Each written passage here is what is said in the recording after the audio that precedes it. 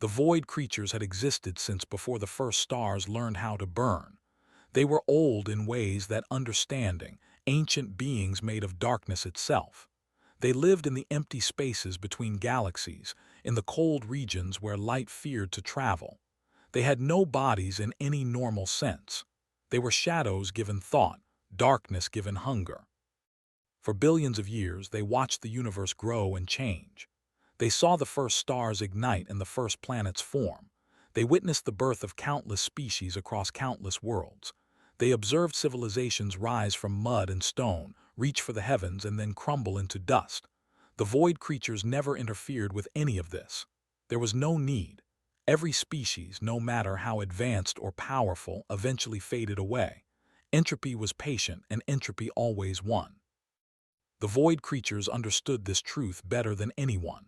They were creatures of entropy, children of the final darkness that awaited all things. They fed on the fatting energy of dying stars and the last heat of cooling worlds. They were patient because they knew that everything would eventually come to them. The universe was slowly dying, and when the last star finally flickered out, the void creatures would inherit everything. They had encountered other species before. Many times, in fact. Ships from young civilizations would sometimes wander too far from their home stars, venturing into the dark spaces where the void creatures dwelled. When this happened, the void creatures would simply drain the vessels of their energy. They would consume the heat and light, leaving behind frozen husks drifting through the eternal black. The crews of these ships would die quickly, their last moments filled with confusion and cold. The void creatures felt no guilt about this. It was simply the natural order of things. Light gave way to darkness. Heat surrendered to cold. Life always ended in death. This was why the void creatures thought nothing unusual when their scouts first detected the Terran colony ship. The vessel was called the Prometheus Rising, a name that meant nothing to the ancient beings of darkness.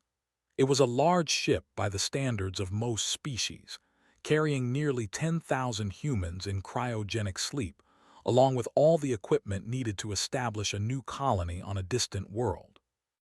The ship had been traveling for over 200 years, its human cargo dreaming frozen dreams as they crossed the vast emptiness between stars. The Prometheus Rising had strayed too close to the void, a region of space so empty that even the void creatures considered it lonely. The scouts surrounded the vessel with casual interest, circling it like sharks around a wounded fish. They had done this many times before. They knew exactly what would happen next. The void creatures began to feed. They reached out with tendrils of absolute darkness and touched the ship's hull. Where they touched, heat fled. Energy drained away like water through sand. The ship's lights began to flicker as power systems struggled against an enemy they could not see or understand. Alarms started to sound throughout the vessel, waking the skeleton crew that maintained the ship during its long journey. Captain was the first to reach the bridge. She was a small woman with gray hair and sharp eyes, a veteran of 3 deep space missions. She had seen many strange things during her years among the stars, but she had never seen anything like the readings on her screens. The ship was losing power at an impossible rate. External temperature was dropping toward absolute zero, and the sensors showed nothing outside except darkness. More of the crew arrived, their faces pale with fear and confusion. They ran diagnostics and check systems. Everything was functioning correctly, yet power continued to drain. It was as if the darkness itself was hungry. Captain made a decision. She ordered her crew to reroute power from all non-essential systems. The lights dimmed throughout the ship as energy was pulled from everywhere and pushed toward the engines and life support. It bought them a few minutes, nothing more. The void creatures simply fed faster, drawn by the concentrated energy like moths to flame. The ship's engineer, a young man named, proposed a desperate idea. They could overload the fusion reactor, creating a massive burst of light and heat. It would burn out their main engines and leave them stranded, but it might drive away whatever was attacking them. Captain knew it was insane. She also knew it was their only chance. The void creatures sensed the energy building inside the ship but thought nothing of it. Many species had attempted desperate measures before. Some had tried to fight, others had tried to flee, and a few had chosen to destroy themselves rather than face the cold death the void creatures offered. None of it had ever mattered. The darkness always won. Then the Prometheus Rising became a star. The fusion core released its energy in a single devastating burst. Light exploded outward in all directions, pure and brilliant and impossibly hot. The void creatures screamed in agony as the light tore through them. They had never felt pain before, not in billions of years of existence. They had thought themselves beyond such mortal concerns. Now they burned and shrieked and fled into the deepest darkness they could find. When the light faded, the Prometheus Rising was crippled but alive. Its main engines were destroyed, its hull was scorched, and several sections had lost atmosphere entirely. But the crew was alive. Most of the colonists still slept in their frozen chambers, unaware of how close they had come to extinction. Captain stood on her damaged bridge and stared at the empty space outside. She did not know what had attacked them or why it had fled. She only knew that they had survived. The void creatures retreated to the spaces between galaxies, where no light could reach them. They were confused and afraid, emotions they had never experienced before. In billions of years, nothing had ever hurt them. Nothing had ever fought back. Other species simply died, accepting their fate like all things eventually must. But these beings, these Terrans, had refused to die. They had chosen to burn rather than surrender to the darkness. They had created their own light when all other light had failed. The elders of the void creatures gathered in the absolute black between galaxies. They were ancient beings who remembered the birth of the universe, and they had never seen anything like this. They debated for what humans would consider months, trying to understand what had happened. How could such small and fragile creatures possess such defiance? How could they burn so brightly when everything else simply faded away? One of the elders finally spoke the words that none of them wanted to hear. The Terrans were dangerous. They were a threat unlike any the void creatures had ever encountered. Other species accepted the inevitable approach of darkness because they had no choice. The Terrans seemed to believe they had a choice. They fought against the dying of the light as if fighting could somehow change the fundamental nature of the universe. The elders reached a decision. The Terrans could not be allowed to spread. Their defiance could not be permitted to infect other species. The void creatures had watched countless civilizations rise and fall without ever taking action, but this was different. These burning creatures had hurt them. These fragile beings had made them feel fear. For the first time in their eternal existence, the void creatures prepared for war.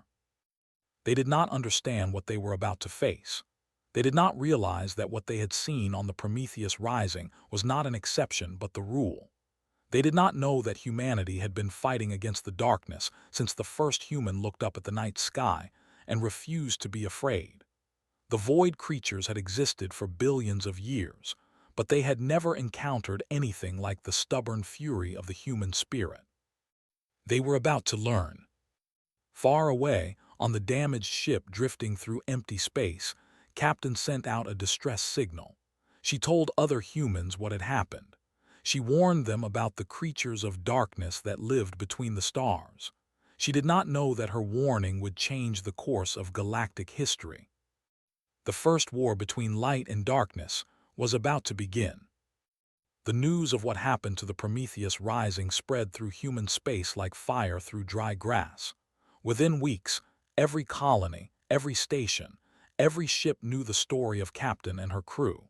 They knew about the creatures of darkness that fed on light and heat. They knew that something ancient and terrible waited in the spaces between stars, and they knew that humanity had made it bleed. The response was not fear, though fear was present. The response was anger. Humanity had clawed its way up from the mud of a single, unremarkable planet. They had survived ice ages and plagues, wars and famines. They had learned to split the atom and reach for other worlds. They had not come this far only to become food for creatures that lived in the dark. The void creatures struck first. They descended upon the outer colonies in waves of absolute darkness, smothering everything they touched. The planet 442b went silent in a single night. Its sun still burned, but the colony itself was dead, frozen solid in a matter of hours. 3 million people died without ever understanding what killed them. More attacks followed. The void creatures were thorough and merciless. They targeted power stations and ships, anything that generated heat and light. They moved through human space like a plague of shadows, leaving death and cold wherever they passed. In the first month of the war, over 5 billion humans died. The governments of humanity gathered in emergency session.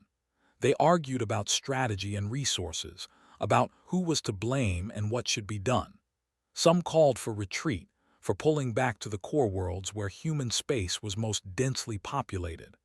Others demanded immediate counterattacks, though no one knew how to attack creatures made of darkness itself. While the politicians debated, the scientists worked. Laboratories on a dozen worlds threw themselves into understanding the enemy. They studied the sensor readings from the Prometheus Rising and the few survivors who had escaped other attacks.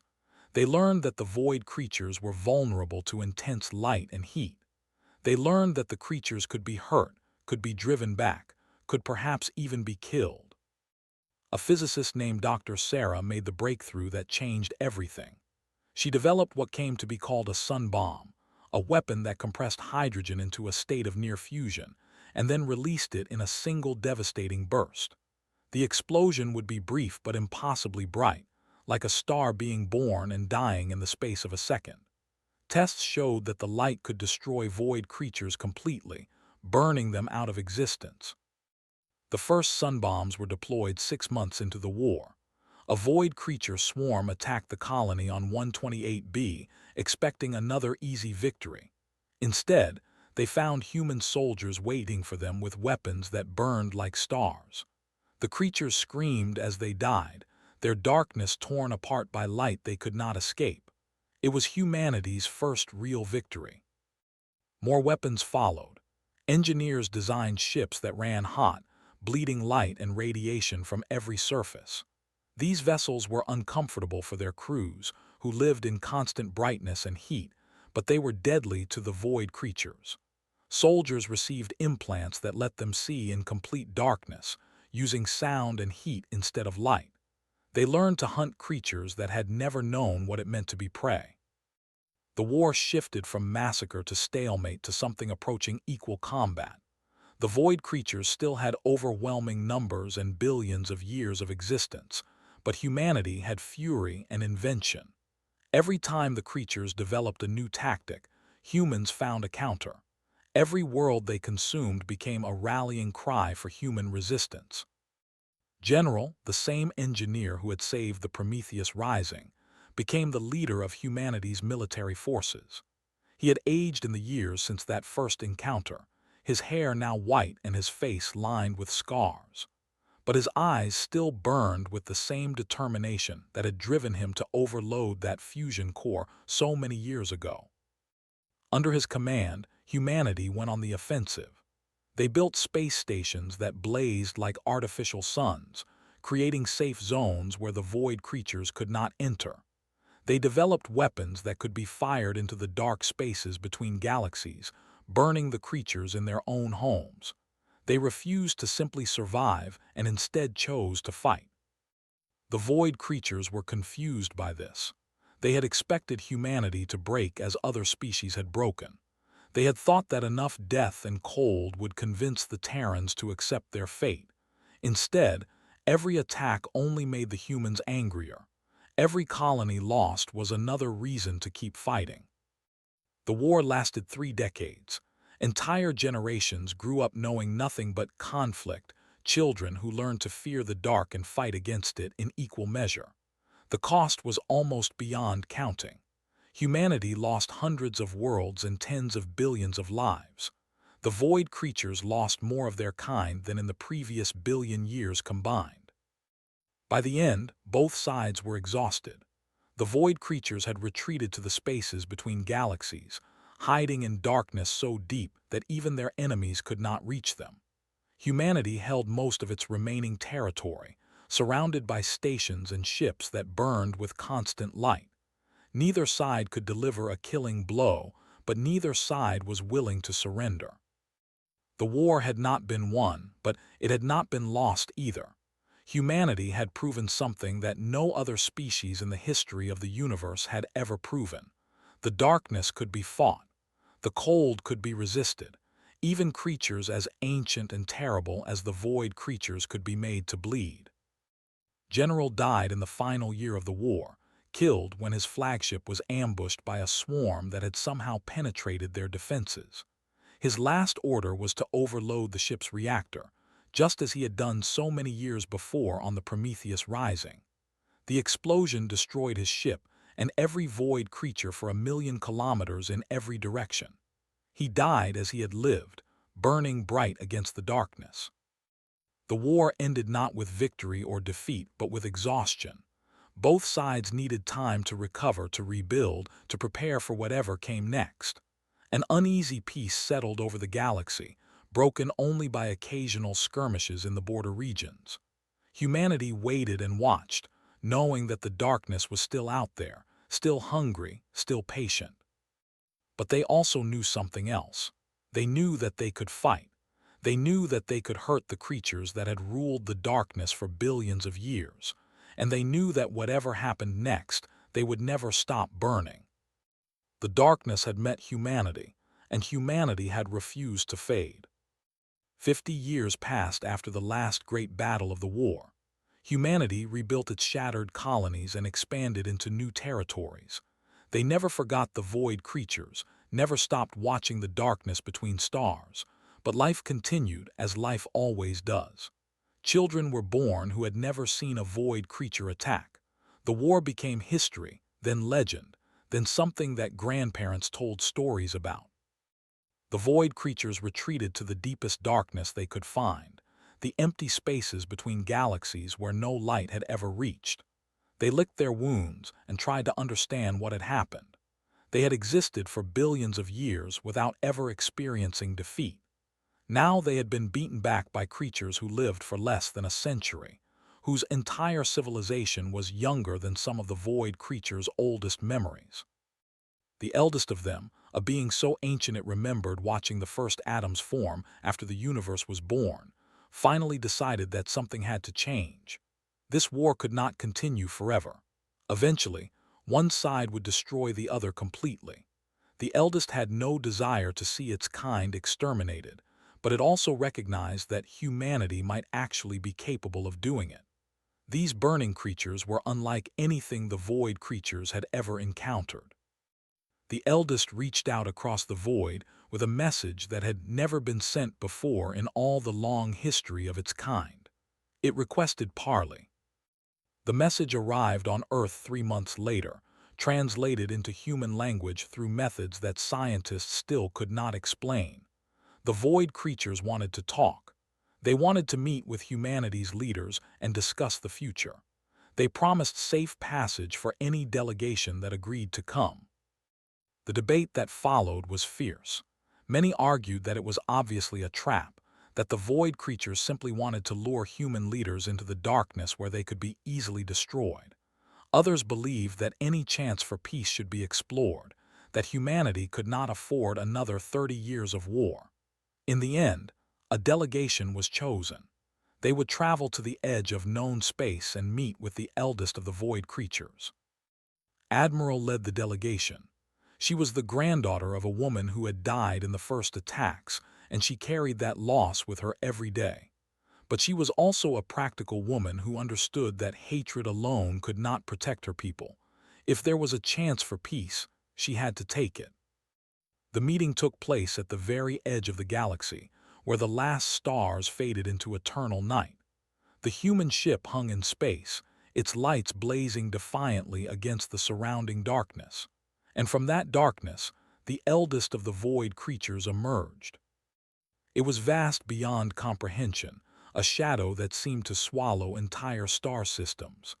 Admiral felt fear unlike anything she had ever known, a primal terror that went deeper than thought. But she did not run. She stood on the bridge of her ship and waited for the creature to speak. The eldest communicated directly into the minds of the humans present, its thoughts cold and ancient. It asked a single question, the question that had haunted the void creatures for decades. Why did they fight so hard? Why did they resist so fiercely? Every other species in the history of the universe had eventually accepted the darkness. Every other civilization had faded away when their time came. Why were humans different? Admiral thought for a long time before answering. She thought about her grandmother, who had died fighting creatures she could not see. She thought about all the billions who had fallen during the war. She thought about her own children, growing up in a universe where darkness waited at the edge of every light.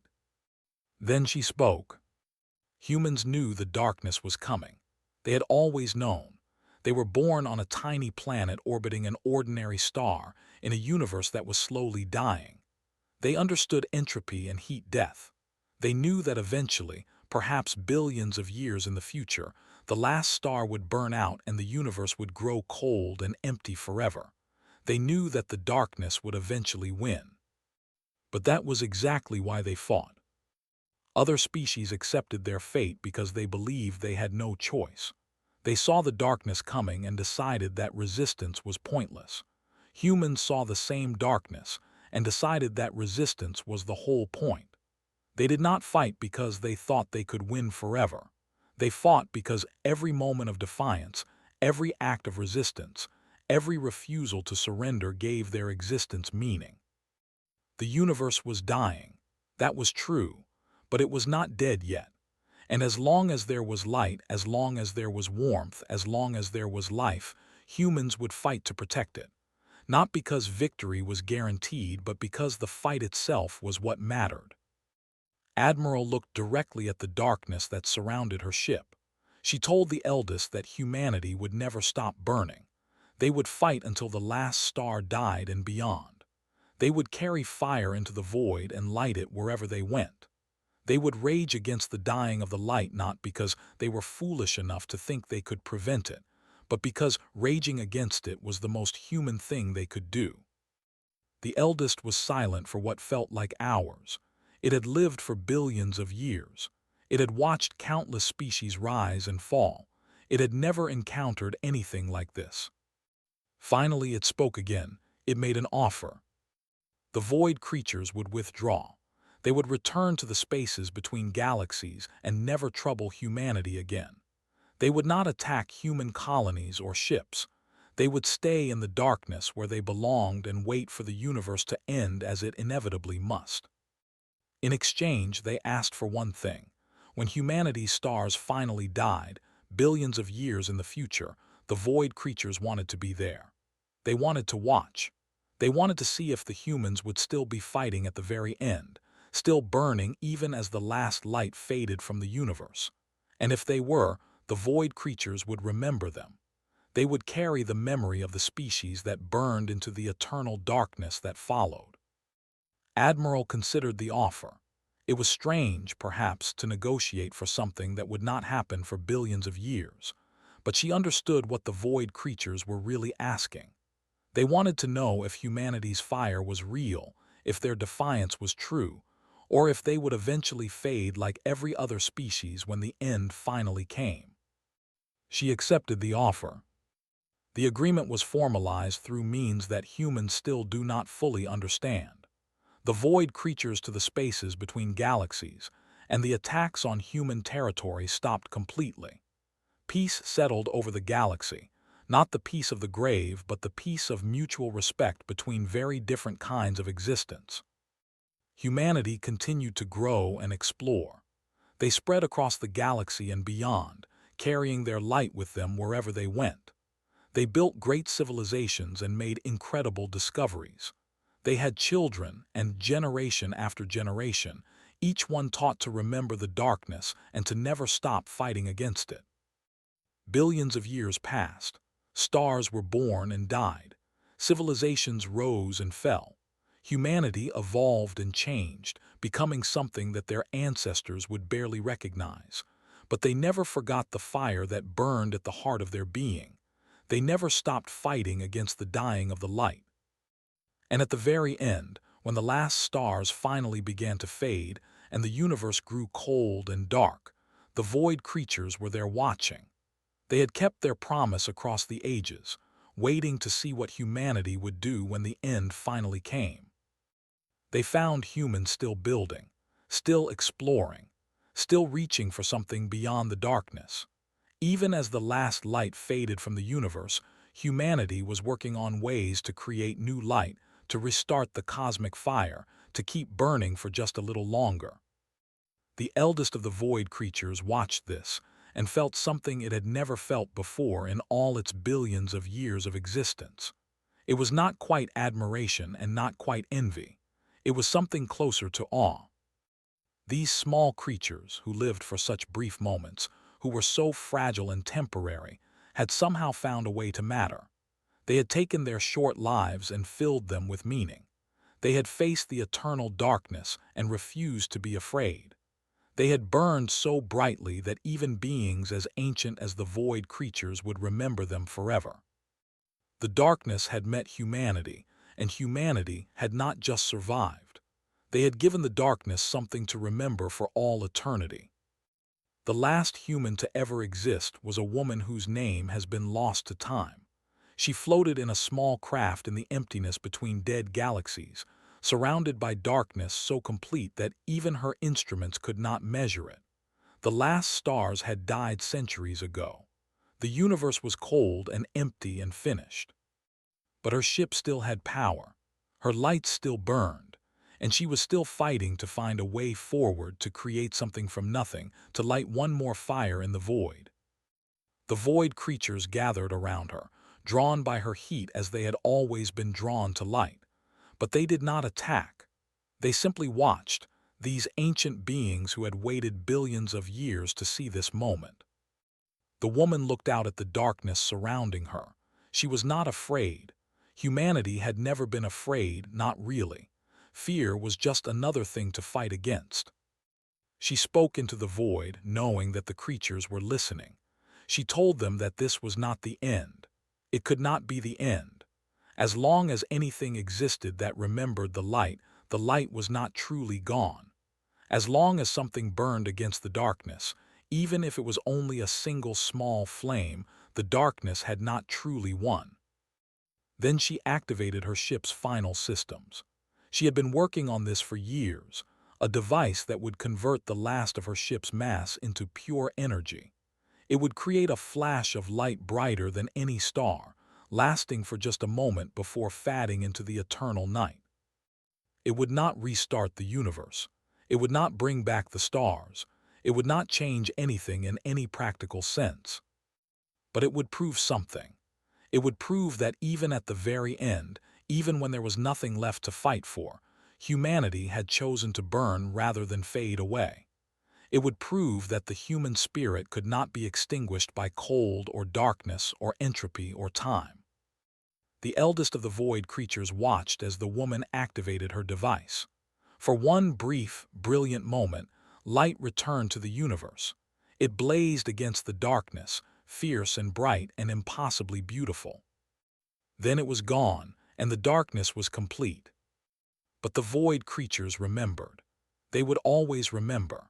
In all the endless eons that followed, as they drifted through a universe that no longer contained any light at all, they carried the memory of the species that burned. The darkness had won, as it always knew it would. But it had taken forever, and humanity had fought every step of the way. That was enough. That was more than enough. That was everything.